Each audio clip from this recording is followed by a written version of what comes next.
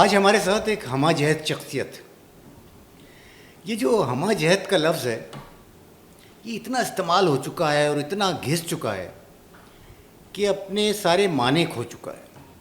لیکن میں جس شخصیت کے بارے میں آج بات کر رہا ہوں، جن کو ہمہ جہت قرار دے رہا ہوں، وہ سچ مچ ہمہ جہت. ہمہ جہت اس معنوں میں کہ یہ ایک مذہبی اسکالر ہیں لیکن شعر و ادب سے بھرپور لگاؤ رکھتے ہیں. یہ مذہبی امور کے وفاقی وزیر رہ چکے ہیں اور ساتھ ہی جان ایلیا کے قریبی ساتھیوں میں سے ہیں. یہ شوخ جملہ پھینکنے میں اپنا ثانی نہیں رکھتے لیکن قرآن فہمی کے لیے اپنی زندگی وقف کر رکھی ہے. ایک ایسی رنگا رنگ شخصیت ہیں کہ ان کو دیکھ کر خوشی ہوتی ہے. ہمارے دوست بھی ہیں اور اس ملک کے بہت سے لوگوں کو رہنمائی بھی فراہم کرتے ہیں. ہمارے ساتھ آج کے مہمان ہیں انیق احمد صاحب. السلام علیکم. وعلیکم السلام اخلاق صاحب. میرا خیال ہے کہ آپ سمجھ گئے ہوں گے آج کا یہ پروگرام آپ کو جاننے کے لیے ہے. ٹھیک. آپ سے باتیں پوچھنے کے لیے ہے. ہر چند کے میں ایک کھلی کتاب کے مانند ہوں. جی بظاہر یہی لگتا ہے لیکن اس کو ہم شروع یوں کریں، ذرا آگے سے شروع کریں، بچپن کی باتیں کرنا. جی ہم آپ کی یونیورسٹی کے زمانے سے شروع کرتے ہیں. ایک ایسے زمانے سے جب کراچی وہ کراچی نہیں تھا جو آج ہے. یقیناً آپ نے وہ کراچی دیکھا ہے، آپ نے غربت کی زندگی گزاری ہے، یقیناً آپ نے آسودگی بھی دیکھی ہے، الحمدللہ. آپ نے زندگی کو اس کے سارے پیرامیٹرز کے ساتھ دیکھا ہے. اب آپ ہمیں یہ بتائیے کہ وہ دور کیسا تھا، وہ یونیورسٹی کیسی تھی، وہ لوگ کیسے تھے جو آپ کے ساتھ رہے، آپ کا سفر جہاں سے شروع ہوا. اخلاق صاحب 1983 سے شروع ہوا ہمارا سفر کراچی یونیورسٹی کا. انٹرنیشنل ریلیشنز میرا ڈپارٹمنٹ تھا، پڑھائی کا شوق، کوئی کلاس مس نہیں ہونی، یہ ذہن میں تھا. بہت اچھے لوگ ملے، بہت اچھا ایکسپیرینس تھا. بلکہ میں تو دوستوں سے اکثر یہ کہتا ہوں کہ اگر کراچی یونیورسٹی کا وہ جو 5-6 سال ہمارے گزرے، اگر وہ نہیں گزرتے تو زندگی میں ایک بہت بڑی کمی رہ جاتی. ایک کام میں نے اور کیا. وہ کام یہ کیا کہ میں کراچی کا رہنے والا، کراچی کا باسی، اس کے باوجود میرا قیام رہا ہاسٹل میں. تو میں نے جو دن کی یونیورسٹی ہے اس کو بھی انجوائے کیا اور جو رات کی یونیورسٹی ہوتی ہے اس کو بھی انجوائے کیا. بہترین اساتذہ نصیب ہوئے، بہترین اساتذہ. پروفیسر شمیم اختر ہمارے چیئرمین تھے، پھر سکندر مہدی صاحب، طلعت وزارت، خالدہ غوث اور خالد محمود اور بہت سارے لوگ تھے، بہترین اساتذہ. اب ہم سوچتے ہیں، ماضی پہ نگاہ ڈالتے ہیں تو خوشی ہوتی ہے کہ کتنے بڑے بڑے لوگ تھے جن سے ہم نے پڑھا اور ٹکا کے پڑھا. یہ تو تھا ایکیڈمک معاملہ، لیکن وہاں جو دوستیاں اور وہ تعلق وغیرہ وغیرہ. میرا تعلق تھوڑا سا سیاست سے بھی تھا.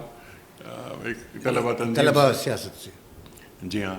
تو ایک طلبہ تنظیم سے میرا ایک بہت ہی گہرا تعلق، یعنی میں جمعیت کا ایک سرگرم کارکن تھا. تو ہم کوئی 1 بجے کے بعد پھر جمعیت کا حوالہ وغیرہ وغیرہ بہت سارے کام ہوتے تھے، وہ بھی کیے. اور اخلاق صاحب ایک کام اور جس میں ایک گیپ آ گیا تھا جو بتایا گیا ہمیں کہ جامعہ کراچی میں ادبی سرگرمیوں کا آغاز کرنا ہے. 8-10 سال گزر گئے تھے خالی جامعہ کراچی میں. لوگوں نے بتایا کہ بھائی ایسا کریں کہ کیونکہ آپ کے دوست ہیں شعراء، ادیب، یہ بہت آپ کے لوگ دیکھتے تھے کہ یہ انہی میں اٹھتا بیٹھتا ہے یا انہی میں زندگی کرتا ہے، تو آپ مشاعروں کا آغاز کریں. تو بس اللہ تعالیٰ نے بہت بڑے بڑے پروگرام کروا دیے. پھر ایک ہوتا تھا ہفتہ طلبہ. جی. تو وہ ہفتہ طلبہ، پھر اس کا مشاعرہ، اس کے پروگرام. ایک پروگرام ہفتہ طلبہ میں ہوتا تھا روبرو. وہ روبرو، وہ پروگرام، وہ زندگی کا اثاثہ ہے. کتنے شاندار پروگرام، جس میں آپ بھی ظاہر ہے ہمارے سے سینئر تھے آپ، تو آپ نے بھی دیکھے ہوں گے سب روبرو کے پروگرام، ہفتہ طلباء وغیرہ. تو اپنی صلاحیتوں کو باہر نکالنے کا موقع ملتا رہا، اور بس ایک سپورٹ ہوتی رہی ان سب چیزوں سے. اور ہر دور سے، ہر عہد سے، ہر زمانے سے آدمی سیکھتا ہے. تو ہم نے وہ جو وقت گزرا ہمارا جامعہ کراچی کا، بہت شاندار وقت تھا. بہترین دوست جو کہ تاحال دوست ہیں ہمارے، وہ حلقہ احباب اب تک چلا آ رہا ہے. یعنی 40 سال سے 40 وہ سال دوستیاں وہ برقرار ہیں، قائم ہیں.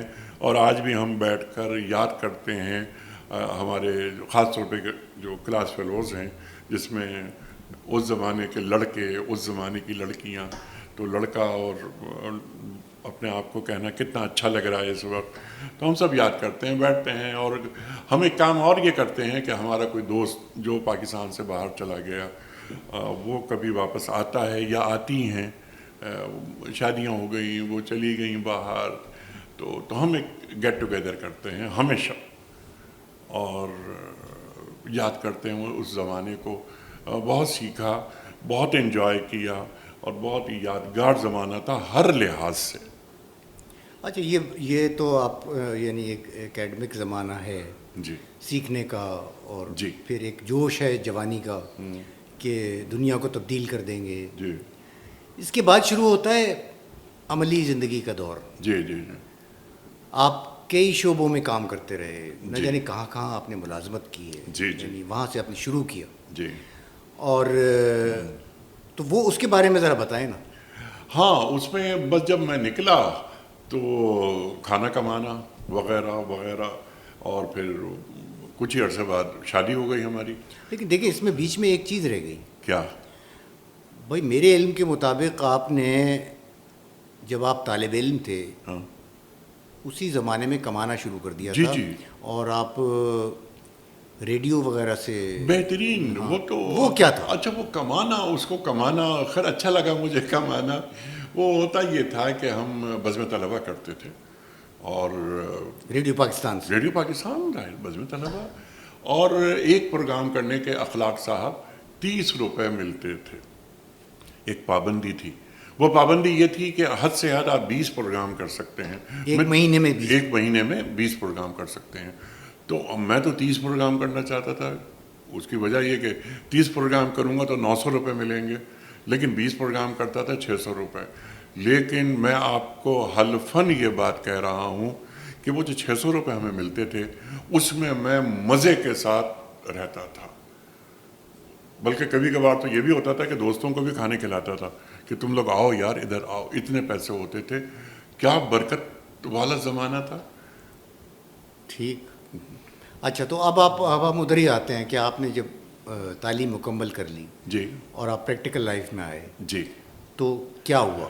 تو ہوا یہ کہ کہاں سے شروع کیا؟ ہاں، کہاں سے شروع کیا، یہ بہت اہم بات ہے. میرے پاس یعنی کوئی جاب نہیں تھی. میں ڈھونڈتا رہا، مارا گھومتا رہا. اور میری یونیورسٹی کے میرے خیال 6 مہینے کے اندر ہی میری شادی ہو گئی. اچھا. ایک اور ذمہ داری میرے سر پر آ گئی. ارے میں نے کہا یہ اب کیا کیا جائے. تو ایک میرے دوست ہیں جو کالج میں میرے ساتھ تھے، حبیب خان ان کا نام ہے. تو حبیب خان نے بعد میں CA کیا اور ایک بہت بڑے آدمی ہوئے وہ. تو انہوں نے کہا، وہ بلکہ اسی کمپنی میں تھے، اسی ٹیکسٹائل مل میں تھے. Textile mill. جی، ٹیکسٹائل مل میں تھے. تو انہوں نے کہا کہ یار، میں نے اس سے بھی کہا، کئی لوگوں سے کہا، بھائی مجھے جاب چاہیے. تو وہ حبیب خان نے مجھ سے یہ کہا کہ تمہیں میں اپنی ہی کمپنی میں جاب دلوا دوں. میں نے کہا دلوا دیں. کہنے لگے نہیں، سوچ لو. میں نے کہا کیا سوچنے کی کیا بات، مجھے جاب چاہیے بھائی. انہوں نے نہیں، آپ کو فیکٹری میں رہنا ہوگا. اچھا. اور فیکٹری کے 450 مزدور ہیں، ان کو ڈیل کرنا ہوگا. میں کس ماحول سے نکلا، پھر تھوڑا سا تعلق لکھنے پڑھنے سے بھی رہا وغیرہ وغیرہ. میں نے کہا مجھے جاب چاہیے. تو میں وہاں 3 سال میں نے جاب کی، پیسے کمائے.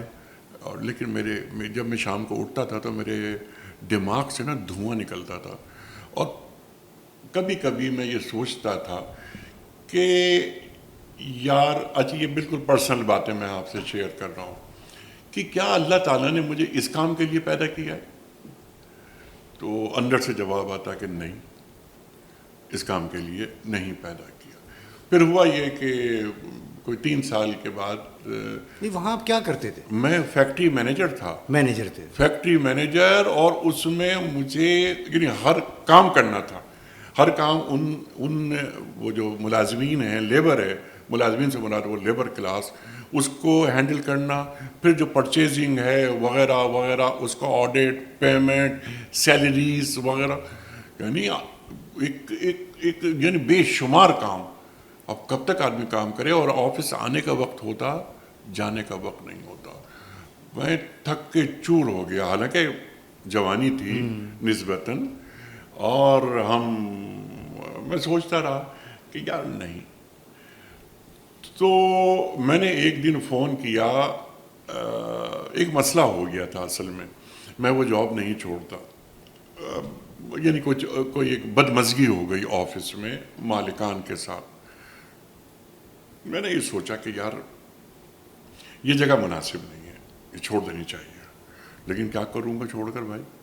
اچھا اس عرصے میں ایک بیٹا میرا یعنی وہ پیدا ہو چکا تھا، اب ان کی پیدائش ہو چکی تھی، اب ہم 3 ہو گئے تھے۔ اب 3 ہونے کے بعد میں نے کہا یار کچھ سمجھ میں نہیں آ رہا۔ تو آپ کے اور ہمارے دوست ہیں، ان کا نام ہے خلیل اللہ فاروقی۔ جی جی۔ تو میں نے فون کیا خلیل، تو اس وقت موبائل وغیرہ یہ نہیں تھے اس زمانے میں۔ میں نے خلیل سے کہا، میں نے کہا خلیل صاحب میں نے جاب چھوڑ دی ہے اور مجھے فوری طور پر جاب چاہیے۔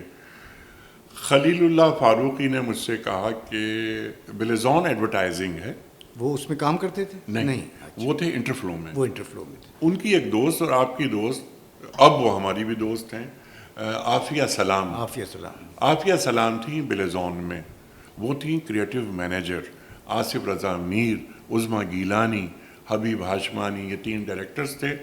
انہوں نے کہا کہ یار، خلیل نے کہا کہ خلیل تم ایسا کرو انیق، تم بس وہاں چلے جاؤ عافیہ کے پاس۔ میں نے کہہ دیا عافیہ کو۔ انہیں ایک شدید ضرورت تھی کاپی رائٹر کی، اردو کاپی رائٹر۔ میں پہنچا، میں کہا السلام علیکم، وعلیکم السلام وغیرہ وغیرہ۔ تو وہ عافیہ سے ملاقات ہو گئی۔ عافیہ تو آپ کو جانتی ہوں گی پہلے سے؟ نہیں جانتی تھی مجھے۔ تو وہ مجھے سیدھا لے گئیں آصف رضا میر کے پاس، اور آصف رضا میر نے کوئی 15 منٹ بات کی ہوگی، کہنے لگے کہ بھائی صاحب آپ کب جوائن کر سکتے ہیں؟ میں نے کہا میں کل جوائن کر سکتا ہوں۔ کہ آپ کل جوائن کر رہے ہیں؟ تو 5 سال گزر گئے اسی میں، بلیزون ایڈورٹائزنگ، کاپی رائٹنگ میں بہت ساری کیمپینز وغیرہ، جنگلز، یہ وہ لکھتے رہے، اور وہ مزہ آیا، بہت انجوائے کیا۔ اچھا وہ ایڈورٹائزنگ ایجنسی کا جو ماحول ہوتا ہے وہ بالکل مختلف ہوتا ہے، جو ہمیں کبھی معلوم ہی نہیں تھا۔ ہم نکل کر آ رہے ہیں فیکٹری سے، اب اس ماحول میں آ گئے، اور ایک شوبز کا ماحول وغیرہ وغیرہ، بہت انجوائے کیا، بہت زبردست۔ اور پھر مجھے آفر آ گئی انٹرفلو سے، اچھا ایک بڑی آفر آ گئی۔ تو میں نے کہا میں جا رہا ہوں۔ اب میں نے جوائن کر لیا طاہر خان صاحب کو۔ اس کے بعد یعنی 3 سال وہاں گزر گئے۔ 3 سال بعد مجھے آفر آئی اورینٹ سے، ایس ایچ ہاشمی صاحب کے پاس سے، اور میں وہاں چلا گیا۔ تو اس طرح میں نے یہ کوئی 11 سال گزارے ایڈورٹائزنگ میں، کہ 2002 آ گیا۔ اب 2002 میں جیو آیا۔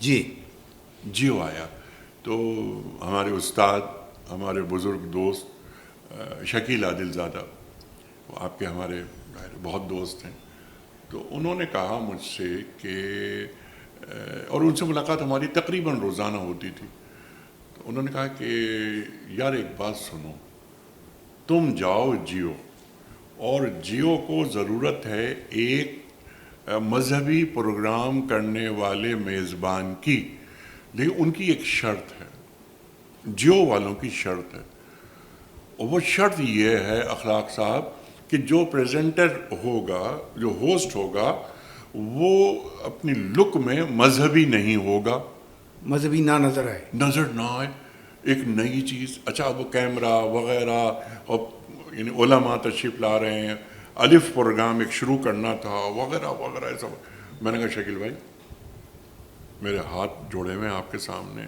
نہیں بالکل نہیں. میں ایک تو یہ کہ تجربہ نہیں ہے، دوسری بات ہے کہ چھوٹے موٹے پروگرام کر دینے کا جو بزم طلبہ بڑا کام آیا وہ تو ہم کر سکتے ہیں، لیکن یہ جو دانشوران اثر ہیں، جو اسکالرز ہیں، ان سے بات کرنا وغیرہ وغیرہ بہت. بھائی آپ جائیے، آپ جا کر ملیے اور ابھی چلے جائیے. اب وہ سب رنگ کا دفتر بالکل برابری میں دفتر میں اٹھا اور میری پھر یہاں جیو کے جو بڑے ہیں ان سے ملاقات ہوئی اور تفصیلی گفتگو ہوئی. بہت سارے گفتگو ہونے کے بعد انہوں نے کہا کہ ہم تو مسلسل انٹرویوز لے رہے تھے اور ہمیں کوئی شخص اب تک پسند نہیں آیا تھا، لیکن ہم نے آپ کو سلیکٹ کر لیا ہے. یہ پہلی ہی ملاقات میں؟ پہلی ہی ملاقات میں. آپ کب جوائن کر سکتے ہیں؟ اب آپ یعنی میری کیفیت کیا ہوگی اس کا اندازہ آپ لگا سکتے ہیں. تو میں واپس گیا اور واپس شکیل بھائی کے پاس، انہیں سب میں نے پوری صورتحال سے آگاہ کیا. تو شکیل بھائی کہنے لگے پھر تم نے کیا کہا؟ میں نے کہا کہ میں نے کچھ بھی نہیں کہا. انہوں نے مجھ سے کہا آپ کب جوائن کر سکتے ہیں؟ کہنے لگے فون رکھا ہوا ہے اور ان سے یہ کہو کہ میں کل جوائن کر سکتا ہوں. اب آپ اپنا پروفیشن چینج کر رہے ہیں. اب وہ شکیل بھائی ظاہر ہے ہمارے مینٹور، ہمارے سرپرست، ہمارے بڑے، ہمارے مربی، یعنی وہ تو ہم بڑے احسانات ان کے ہمارے پر ہیں، ہم پر ہیں. تو میں نے فون، ان کا وہ کمرہ وہ آپ نے بہت دیکھا ہے، تو اس کمرے سے فون کیا اور میں نے کہا کہ کل میں جوائن کر رہا ہوں، اپوائنٹمنٹ لیٹر مجھے کل بس مل جائے. ہم نے جیو جوائن کر لیا. 2002 میں جوائن کیا، 2005 تک میں جیو میں رہا. 2005 میں ایئر وائی چلا گیا. 2002 سے 2005 تک آپ الف پروگرام کرتے رہے. الف وہ میری انٹری تھی. اچھا وہ جو پروگرام تھا وہ اس کی یعنی جو اس کا ساخت جو تھی وہ ذرا سی مختلف نہیں تھی؟ بہت زیادہ مختلف تھی. وہ تو اخلاق کس طرح کا پروگرام تھا؟ جی وہ تو یہ بہت اہم بات آپ نے فرمائی. اوپن ڈبیٹ ان ایشوز پر کہ جن ایشوز پر بات کرنا بھی مشکل، کیونکہ جیو سے پہلے پی ٹی وی بس کچھ نہیں. اور پی ٹی وی کا ماحول اور نپے تلے جملے وغیرہ وغیرہ اور کتنی جکڑ بندیاں. ان جکڑ بندیوں کے بعد جب ایک تازہ ہوا کا جھونکا آیا، اس میں ہم نے یعنی سینکڑوں پروگرام کیے اور ہمیں خود نہیں معلوم تھا. میں آپ کی خدمت میں یہ عرض کروں، یعنی مجھے یہ بات نہیں معلوم تھی کہ اتنی پذیرائی ہوگی اور لوگ تو سننا چاہتے تھے. الف نے مجھے شناخت دی اور الحمدللہ اس کی ریٹنگ وغیرہ بہت اوپر گئی اور ہمیں اچانک ہی احساس ہوا کہ یار ہم تو ایک اہم آدمی ہو گئے. لوگ ہمیں سڑک پہ چلنے والے، ادھر ادھر آنے جانے والے، ایئرپورٹ پہ ہم کھڑے ہیں تو لوگ آ رہے ہیں، سلام کر رہے ہیں، مصافحہ کر رہے ہیں اور اپنے لیے ایک باعث فخر یہ بات سمجھ رہے ہیں. بڑی خوشی ہوئی. 3 سال گزر گئے. یعنی وہ پروگرام جس میں ہم نے اوپن ڈبیٹ، یعنی basically it was battle of ideas. اچھا اس میں ایک سلسلہ کیا تھا جو پاکستان میں نہیں ہوا پہلے. ہمیں تھیسس، اینٹی تھیسس، سنتھیسس، اچھا یہ ہوتا تھا. اب 2 افراد، جیسے دوحہ ڈبیٹ آپ نے دیکھا ہوگا بی بی سی. جی اخلاق صاحب وہ دوحہ ڈبیٹ بہت مشہور پروگرام ہے ٹم سیبیشن کا، بی بی سی کا. وہ آپ نے بہت دیکھا ہوگا، بڑا زبردست پروگرام. اس کی ایک شکل، ٹم سیبیشن تو بہت سارے آڈینس کو لے کر بیٹھتا ہے، یعنی 200-250 افراد ہوتے ہیں. ہمارے پاس ہوتے تھے کوئی بہت ہوا تو 50-60 افراد اور 4 میرے مہمان ہوتے تھے. اور مہمان بھی جیت مہمان. میں چند نام آپ کی خدمت میں لیتا ہوں. ڈاکٹر اسرار احمد صاحب، آسمہ جہانگیر، اقبال حیدر، احمد جاوید، حسن نثار، ڈاکٹر لال خان، لال خان صاحب، لیفٹ کے بہت جی، زبردست بالکل۔ لیڈر. اور دیکھیے میں کتنا اہم نام بھول گیا. پہلی مرتبہ میڈیا پر جاوید احمد غامدی صاحب کو یہ خادم لایا. اچھا، تو ہمارے ایک دوست ہیں، انہوں نے مجھ سے کہا کہ آپ ان کو لائیں. جاوید غامدی صاحب لاہور میں ہوتے تھے، تو میں نے کہا کہ یار ایسا کریں کہ ان سے ملاقات کروا دیں ہماری. وہ کراچی ایک دن پہنچے، فون آیا ہمارے پاس کہ غامدی صاحب آئے ہوئے ہیں. تو میں ان سے ملنے گیا، ان سے گفتگو ہوئی. میں نے کہا واہ واہ واہ واہ واہ واہ. یعنی ہمیں چاہیے تھا ایک آدمی ایسا جو مکالمے میں بہت آگے ہو. غامدی صاحب نے منع کر دیا اچھا، کہ نہیں، وہ کیمرہ شائے، کیمرہ، یہ وہ مسئلہ. انہیں یہ بھی نہیں پتا تھا کہ ظاہر ہے، مائک کہاں لگتا ہے. ظاہر ہے وہ ان چیزوں سے بالکل نا آشنا. یہ ہوا کہ بہرحال ہاتھ پاؤں جوڑ کر ہم انہیں لے آئے اور پہلا پروگرام ہوا. تو کوئی 2-3 پروگرام ہوئے ہوں گے کہ غامدی صاحب بالکل کیمرے سے سب یوز ٹو ہو گئے، دوستی ہو گئی. دوستی ہو گئی کیمرے سے. ہم سے سب سے بڑا مزہ آیا. اور ان مہمانوں میں جو پاکستان کے بڑے بڑے اسکالرز اور بڑے چہرے جو انٹروڈیوس کرائے اس خادم نے، ان میں ایک چہرہ جاوید غامدی ہے. جاوید صاحب نے اس کے بعد تو پھر تو وہ جانے حیا ایسا کھلا ایسا کھلا. بہت ایک سلسلہ بہت آگے تک گیا. لیکن یہ کہ اچھا، یہ جو آپ کا 2002 سے 2005 تک کا جی پیریڈ سر، تھا، جی یہ کیسے ختم ہوا اور آپ نے کیا کیا پھر اس کے بعد؟ ہاں. اچھا، وہ جو آپ نے ایک اچھا لفظ استعمال کیا تھا کہ وہ غربت کا زمانہ وغیرہ وغیرہ وغیرہ. اچھا، جیو میں 3 سال میں کافی افاقہ ہوا. 2005 آ گیا لیکن مجھے مزید پیسے چاہیے تھے کیونکہ اچھا اب وہ بچوں کی تعداد میں بھی اضافہ ہو رہا تھا. اب ان کی اسکولنگ وغیرہ یہ. تو میں نے کہا یار یہ یعنی ہر والدین کی یہ خواہش ہوتی ہے کہ بچے اچھے اسکولوں میں پڑھیں وغیرہ وغیرہ. ہمارے بھی ذہن میں یہ بات تھی لیکن اس تنخواہ میں گزارا نہیں ہوتا تھا. تو اے آر وائی میری بات ہوئی اور انہوں نے کہا کہ ہم ڈبل آپ کو دے رہے ہیں، اچھا، آپ آ جائیے. تو میں نے کہا کہ بالکل ٹھیک ہے.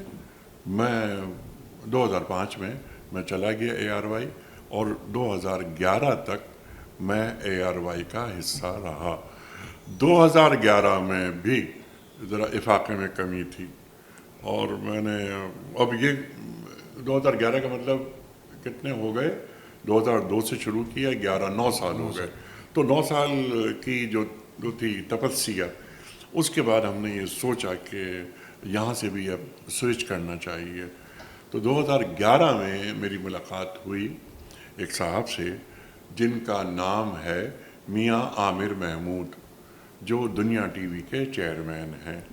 تو بس ہم لوگ جانے کہاں کہاں تھے، میں کہیں اور تھا، میاں صاحب کہیں اور تھے. اللہ نے ہمیں ملوایا اور 1 جون 2011 سے میں دنیا ٹی وی کے ساتھ ہوں. صبح 7 سے 8 ڈیلی ایک پروگرام کرتا ہوں اور قرآن پہ پروگرام کرتا ہوں. 13-14 سال سے آپ یہ پروگرام کر رہے ہیں؟ 14 سال ختم ہو گئے. روز ایک پروگرام کر رہے ہیں؟ روز ایک پروگرام. اور اخلاق صاحب آپ کی اجازت سے میرا خیال ہے کہ ڈیلی پروگرام 14 سال ہو گئے، یہ 15واں سال شروع ہو گیا. پاکستان میں شاید کوئی دوسرا پروگرام، پاکستان کی تاریخ میں کوئی ایسا پروگرام نہیں آیا کہ جس میں روزانہ 4000 سے زیادہ پروگرام آن ایئر ہو گئے ہوں 4000 وداؤٹ اینی بریک. یہ بڑا کمال کیا. یہ الحمدللہ. تو میں بیٹے سے کہہ رہا تھا تو بیٹے نے کہا کہ ہاں میں اس کو چیک کرتا ہوں کہ پاکستان میں کوئی اور ہے ایسا شخص کہ جس نے روزانہ کی بنیاد پر کوئی، یعنی 15واں سال ہے کہ 14 سال تو مکمل ہو گئے کہ 14 سال مستقل، یعنی ایک دن کا بھی بریک نہیں ہے. اچھا، یہ تو آپ کا گویا ایک وہ کیریئر ہو گیا نا، جی ہاں. جس نے آپ کی پہچان بنائی. جی. آپ مذہبی اسکالر کے طور پہ اور قرآن فہمی کو فروغ دینے کے کام میں وہ آپ سمجھے گئے کہ یہ آدمی ہے جی جو ہمیں قرآن کے مطالب جی صحیح طور پر بتاتا ہے، ہماری رہنمائی کرتا ہے. یہ ایک آپ کا خاص شخصیت کا ایک کیا کہوں میں کہ ایک خاکہ بن گیا، ایک برانڈ بن گیا، ایک پہچان بن گئی. جی ہاں الحمدللہ. اب میں آپ سے پوچھتا ہوں کہ ایک ایسی شخصیت کے ساتھ یہ جو آپ کی شخصیت ڈیولپ ہوئی پوری، اس کے ساتھ آپ کا جو بیک گراؤنڈ ہے، جو ماضی ہے، جی وہ شعر و ادب سے وابستہ ہے. ہاں آپ جان ایلیا کے قریب ترین لوگوں میں سے رہے. یقیناً رئیس سمروی اور سید محمد تقی کے خانوادے سے آپ کا بہت بہت گہرا تعلق رہا. پھر سبرنگ کے مدیر شکیل عادل زادہ سے قربت اتنی. تو یہ کچھ عجیب سا لگتا ہے کہ آپ عام طور پہ شعر و ادب سے تعلق رکھنے والے لوگ دین کی طرف یا دین کی ترویج کی طرف یا اس کام کی طرف نہیں آتے. تو ایک تو ہمیں یہ بتائیے پہلے تو کہ وہ سلسلہ کیسے شروع ہوا تھا، آپ کا جان ایلیا سے تعلق کیسے بن گیا تھا اچانک، اور وہ کیسے اتنا طاقتور ہو گیا تعلق کہ آخر وقت تک آپ اس کے ساتھ رہے، وہ آپ پر اعتماد کرتے رہے، آپ کو اپنی زندگی میں شریک کر لیا انہوں نے. جی ہاں اخلاق صاحب، یہ آپ نے جو باتیں 2-3-4 سوالات یہ اٹھائے نا، یہ بہت اہم ترین سوالات ہیں. اہم نہیں بلکہ اہم ترین. دیکھیے میں رفتہ رفتہ ہر بات کا جواب دیتا ہوں. پہلا سوال آپ کا یہ کہ یعنی گرومنگ کس ماحول میں ہو رہی ہے، پھر جان ایلیا وغیرہ، ادب، ادبی محافل، ادیبوں شاعروں سے دوستیاں وغیرہ، یہ سب کچھ چل رہا ہے. اور پھر قرآن کی طرف، قرآن پر گفتگو، دین سے محبت. یہ کوئی تضاد قطعاً نہیں. میں تو یہ کہہ رہا ہوں تعلق کیا ہے اس میں. میں عرض کرتا ہوں، میں وہی عرض کرتا ہوں، اسی پہ آ رہا ہوں. ادب دین کو کمپلیمنٹ کرتا ہے. 50 برس پہلے کا کری قلم آپ لے لیجئے مدارس کا، تو اس میں ادب کا ایک سبجیکٹ ہوتا تھا. ٹھیک. ختم ہو گیا. دیکھیے جب دین میں سے ادب نکلا تو کھردراہٹ شروع ہو گئی. ادب کیا کرتا ہے؟ ادب انسان کے اندر گداز پیدا کرتا ہے. ظاہر ہے آپ سے بہتر کون جان سکتا ہے. ایک گداز، ایک نرمی. فقہ پر توجہ زیادہ ہو گئی. انسان کا انسان سے تعلق، احساسات، جذبے، یعنی لقد کرمنا بنی آدم، بنی آدم کو ہم نے اکرام بخشا. اللہ فرما رہا ہے نا. اور اللہ اکبر، اللہ تعالیٰ فرماتا ہے قرآن کریم میں کہ میں نے انسان کو اپنے دونوں ہاتھوں سے پیدا کیا ہے، دونوں ہاتھوں سے تخلیق کیا ہے. خلقت بیدیہ. آپ یہ یعنی انسان دونوں ہاتھوں سے، اللہ کے ہاتھ کون سے؟ لیکن انسان کے مقام کو بلند کرنے کے لیے اللہ تعالیٰ بیان فرما رہا ہے. دوسری بات.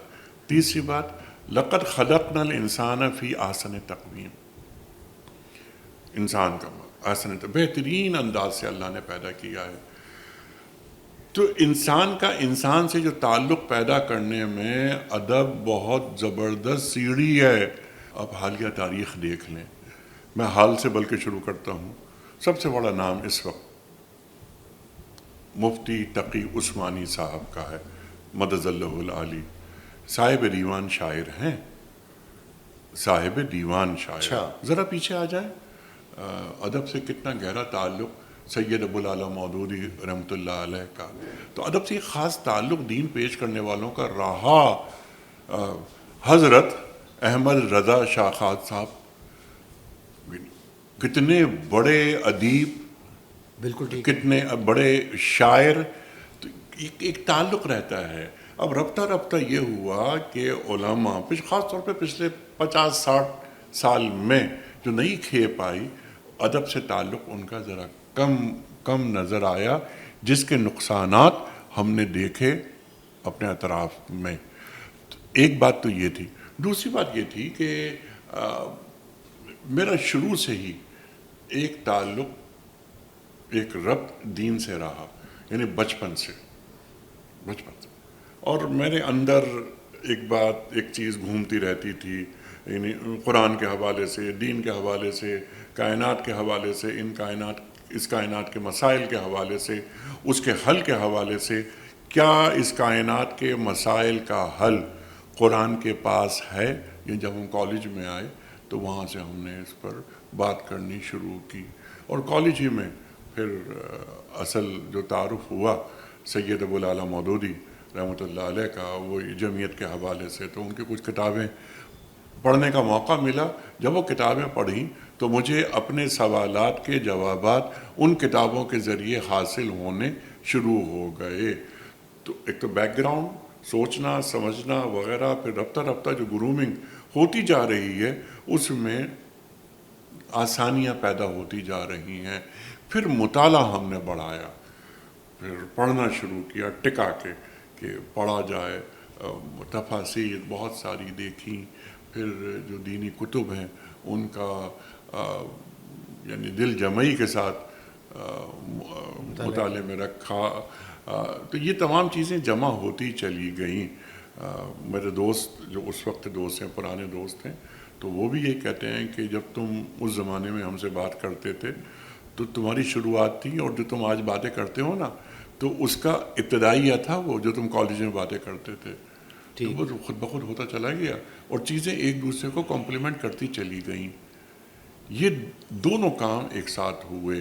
تو میں جو عرض کرنا چاہتا ہوں، بلکہ جو میں گزارش کرنا چاہتا ہوں کہ دین پیش کرنے والے کو ادب ضروری ہے اس کے لیے کہ وہ ادب مطالعے میں رکھے۔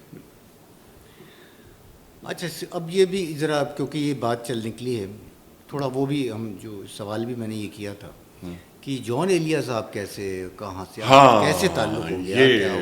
اچھا، جان صاحب کو تو ہم نے پڑھا تھا اور غائبانہ انہیں جانتے تھے، پھر ایک دو جگہوں پر ملاقات ان سے ہوئی سرسری، یعنی اس وقت میری عمر ہوگی 19-20 برس۔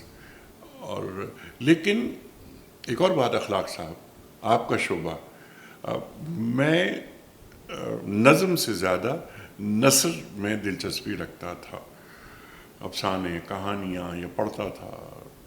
تو زائدہ حنا جان صاحب کی بیگم، ان کو میں بہت پسند کرتا تھا۔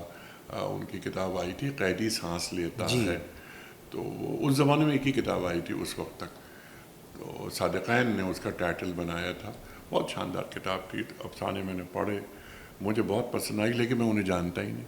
میرے ایک بڑے بھائی اللہ غریق رحمت کرے، وہ کوئی 6-7 سال مجھ سے بڑے تھے، تو وہ اصل میں مجھے وہ لے کر آئے، یا انہوں نے اس کو تڑکا لگایا اس پر، اس مطالعے پر ادب سے قریب کیا، تو انہوں نے وہ قیدی سانس لیتا ہے وہ کتاب مجھے پڑھنے کے لیے دی، زائدہ حنا کی۔ میں نے وہ کتاب پڑھی اور میں بے پناہ متاثر ہوا۔ تو میں نے کہا بھائی سے، میں نے کہا بھائی میری خواہش ہے کہ ان خاتون سے ملوں۔ تو وہ بھی نہیں جانتے تھے، انہوں نے کہا یار پتہ نہیں کیسے، کون ہے، کہاں رہتی ہیں، کچھ نہیں۔ ایک دن بہرحال ایسا ہوا کہ بھائی نے بتایا مجھ سے ایک محفل میں کہ تم زائدہ حنا سے ملنا چاہتے تھے نا؟ تو میں نے کہا کہ ہاں زائدہ حنا، وہ رائٹر؟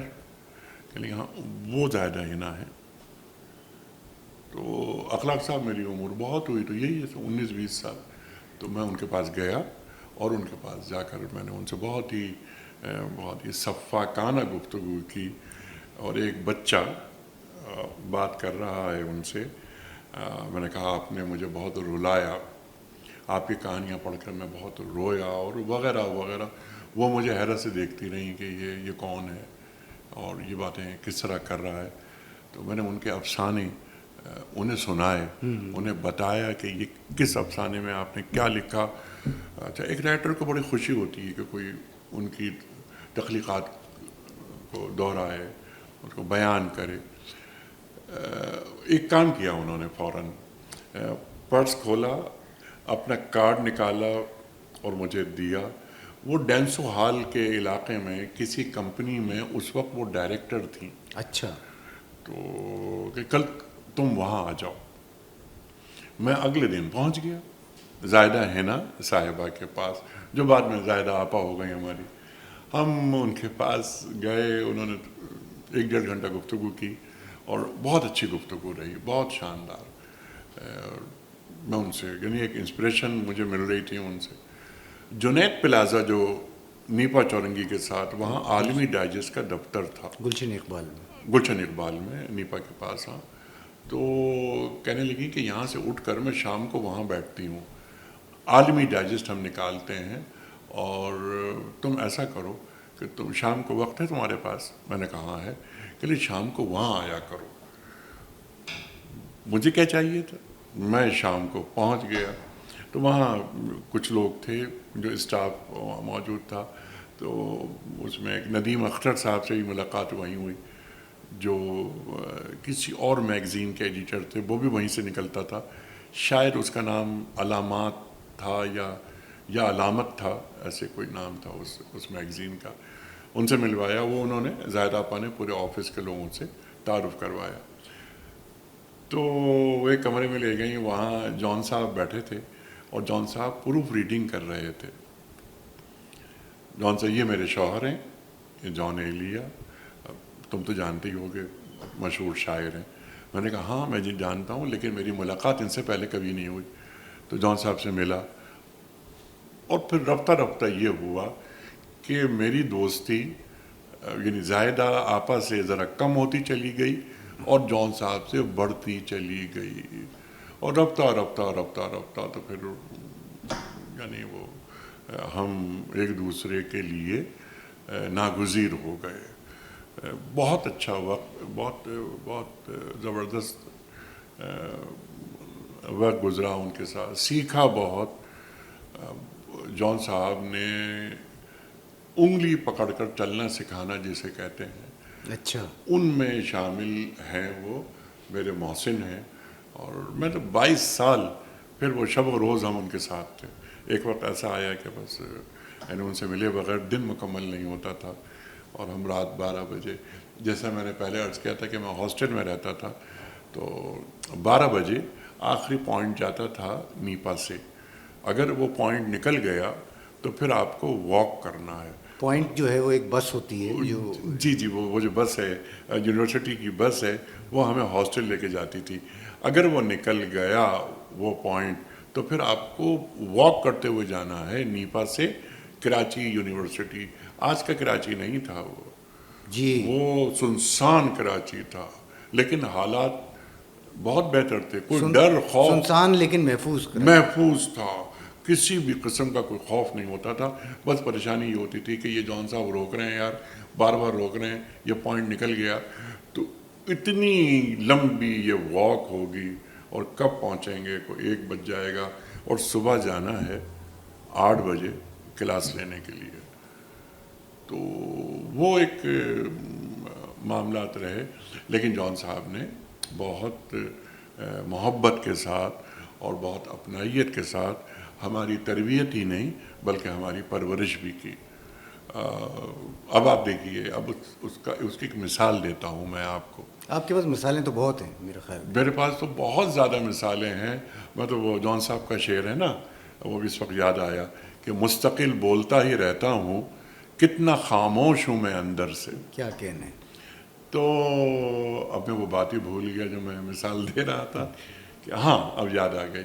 تو جان صاحب کے پاس میں پہنچا شام کو، تو وہ کہنے لگے کہ شعر سنایا کہ پھر یہ جبین و چشم و لب تجھ کو نظر نہ آئیں گے، پھر یہ جبین و چشم و لب تجھ کو نظر نہ آئیں گے، غور سے دیکھ لے ہمیں آج کے بعد ہم کہاں. تو میں نے بھی یہی انداز اپنایا جو آپ نے بھی انداز اپنایا. میں نے کہا واہ واہ واہ واہ واہ واہ، کیا کہنے جان صاحب.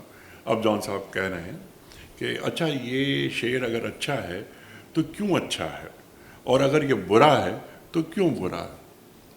تو یہ وہ سکھانے کا طریقہ وغیرہ وغیرہ. تو میں نے کہا میں ان کے سامنے کیا عرض کروں، جان صاحب کا شعر اور میں نے کہا دیکھیے اب ہم نے ذرا اپنے طور پہ اپنے طور پہ جب ان کے اصرار پر شروع کیا. اس شعر میں ایک تو روانی بہت ہے, تاثیر کتنی زیادہ یہ نکل کر آتی ہے سامنے. کہنے لگے سب بکواس اور سب جہالت ہے جو تم کہہ رہے ہو. میں نے کہا آپ بتا دیجئے, میں آپ سے کہہ رہا ہوں مسلسل کہ آپ ہی سمجھا دیجئے, میں آپ کے سامنے کیا عرض کروں گا. کہنے لگے دیکھ, اگر کوئی جاہل شاعر ہوتا تو وہ اس ترتیب کا خیال نہیں رکھتا کہ پھر یہ جبینوں چشموں لب کیا تجھ کو نظر نہ آئیں گے. بیٹا کئی مسائل ہوتے ہیں جن کا خیال رکھا جاتا ہے.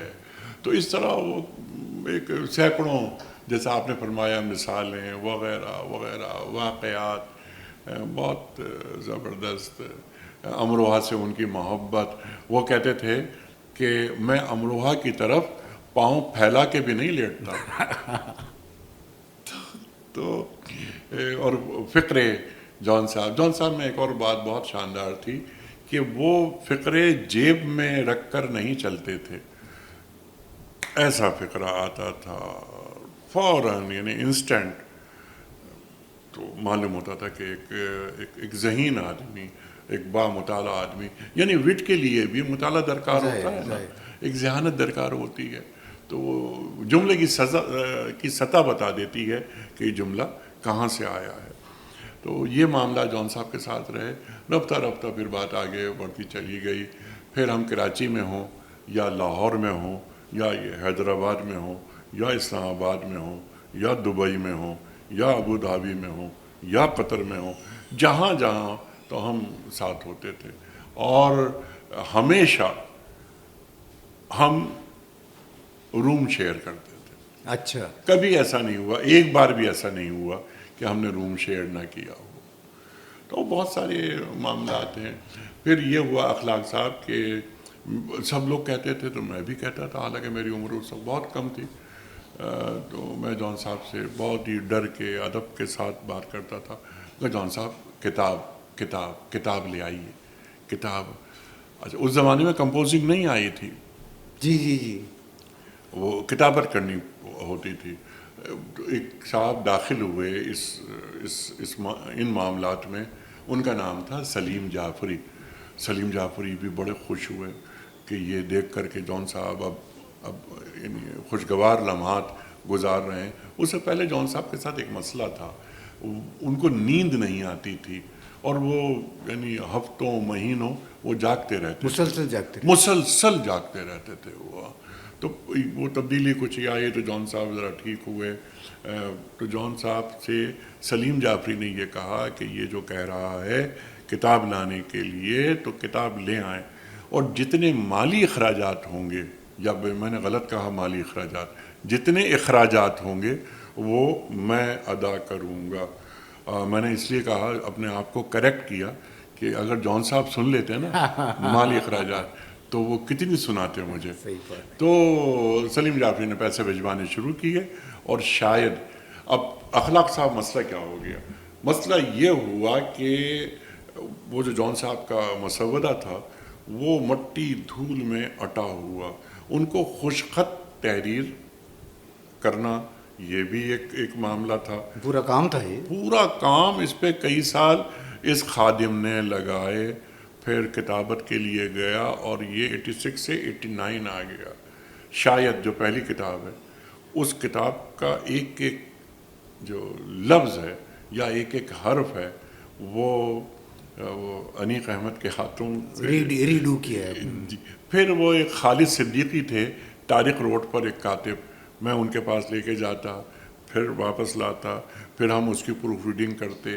پروف ریڈنگ کرنے کے بعد آخری پروف ریڈنگ جان صاحب کرتے. جان صاحب نے کہہ دیا تھا کہ اس کتاب میں کوئی غلطی نہیں جائے گی.